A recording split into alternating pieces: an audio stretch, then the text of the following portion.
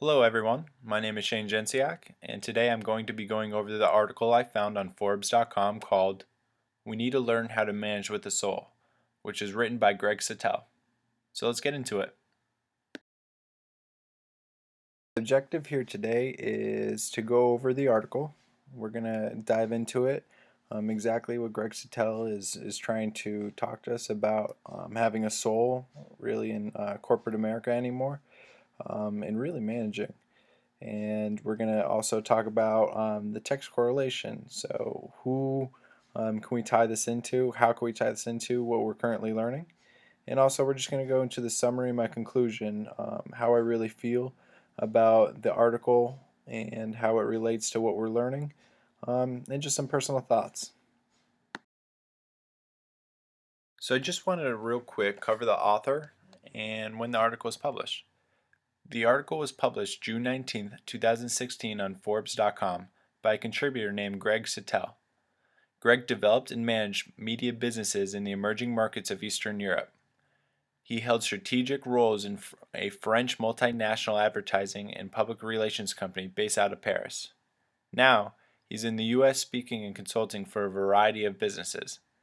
You can find him at his website at www.digitaltanto.com, or if you're completely blown away by Greg's viewpoint, you can follow him on Twitter at digitaltanto.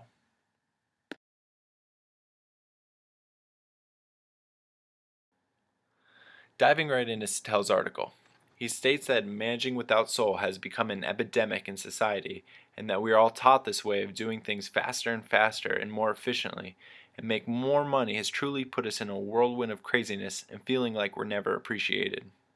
Also, within this article, he called out MBA programs, which I found very interesting considering we're all in one. Nevertheless, he said that these programs are only geared towards technocratic skills, which is where leaders are chosen due to how much technological knowledge they have. Optimization, which we're all guilty of trying to figure out how to do things better and quicker with less power and less energy. And I need to figure out how to do this with my own laundry right now as soon as this presentation is done. Finance. We take tons of classes that almost suggest that our minds turn human lives into numbers and bottom lines. This is part of what he's talking about, that we start to lose our own sense of what makes us human. And resource management. Trying to figure out what people should go where and what assets should be allocated everywhere, ultimately to make the company run better. A lot of times we can forget where uh, someone should be working closer to home, and rather than that, they want to send someone off 2 hours away to work somewhere else. Little things like this that can make a human happier can ultimately increase their efficiency. Frederick Winslow Taylor published The Principles of Scientific Management, and it was really geared towards always trying to find that one best way to achieve a goal or a task. Sittel states that it is no longer good enough to work hard, but we constantly are stuck trying to measure, analyze, and optimize everything that we do. He brought up a great point when he said no one really questions Taylor and why we're always trying to make things more efficient. However, when comparing companies who have adopted the Six Sigma statistics, it's really been quite staggering when you're comparing the two companies. For those of you who might have temporarily forgot the Six Sigma program, it's really an approach to complete a task, just kind of like scientific management. Um, you gather data, you try to eliminate errors, and try to make everything more efficient. And it kind of feels like we're talking about robots. But as I digress, 58% of companies listed on the S&P 500 use Six Sigma. 91% of those companies are trailing the non-Six Sigma companies' stock prices. I found this to be pretty interesting, and I think Sittel does as well, considering why he calls this section of the article the efficiency paradox. This section of the article, called Managing for Mission, also is very interesting to me. Sittel brings up the example of IBM, a company who has plenty of ups and downs and is still here today and continues their pursuit of cutting-edge technology. Their mission has always been about that, and when times got tough, IBM didn't lose their cool and try to chase different avenues. However, they continue to push forward and make newer things and better things. This is something I wish my company would take a look at. We are a technology company who is getting away from the root of our success. We now try to push products that people can absolutely use and possibly could save lives, but don't necessarily want, while our competitors are marketing their brains out and why they caught up to the industry leader. But don't believe everything you read or see on commercials. There's a reason why there's little white paragraphs below every commercial that they put out. Nevertheless, he talked about walking into a sunglass shop in Vienna where he didn't expect to buy a pair of sunglasses, and he did. When asking the salesman how he did it, he responded, "I just want to see every face as waiting for a perfect pair of sunglasses and try my best to find it." This is something our company does do very well, however. We make sure that every single sales rep earns the right with every customer. We find out everything we can about our customers and create solutions for their lives and try to make it more interconnected. This is why our sales reps are called solution specialists and our managers are called solutions managers.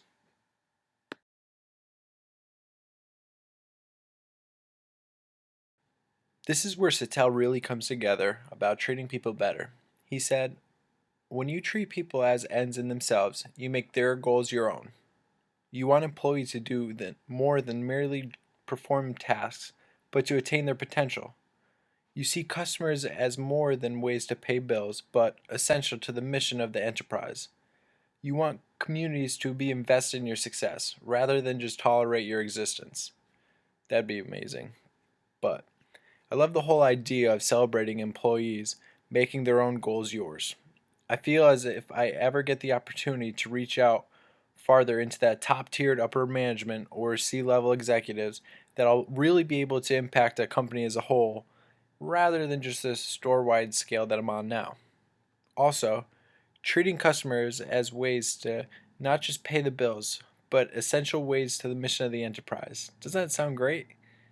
Wouldn't that be amazing if that were always the case too? I don't personally know of many companies that think that way. However, he did mention Zappos, which I pulled up after reading the article and found out how amazing the company is. After new hire training, they offer a bonus to anybody that wants to quit, which naturally alleviates anyone who isn't there to help their customers and really just wants to be there.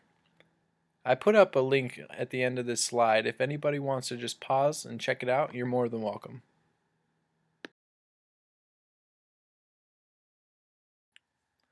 Directly relating to our text, and like we previously mentioned in this presentation, Taylor was focused on how to do every task in the best way possible. Taylor's widely popular article regarding the 21-pound shovel helped spread his ideas and that there are much better ways to complete tasks, which is correct, there's always is, and also that he helped change the world that we live in, and most every single person's jobs and how they're completed. However, much of why this article is written, he doesn't talk about the human aspects and what drives humans. If he could somehow find a happy medium between his theory and McClellan's to see what really drives people, I wonder if that would ultimately make his employees happier than ever before and even more efficient, because ultimately that's what he's after. As I digress, I fully believe in Taylor's theory, but I would like to see him talk a little bit more about what makes employee tick. It's something as a manager I try to do in all my one-on-ones. I try to find out what motivates each person rather than trying to find out the best way to set up someone's equipment that they just purchased. If you're really after the bottom line, that's a different tax or a different option that you have to go over. So in conclusion, if there's one thing I've learned in my entire life as an undergraduate and now starting to be a graduate student, that everybody has their own views of management and how it should work. The best thing, in my personal opinion, is to do whatever is best in that exact situation and try everything and anything until you see the best results. When I say results, I refer to the efficiency of the outcome and the human's emotions from all employees, like happiness. So I want employees to do well. If they do well, I do well.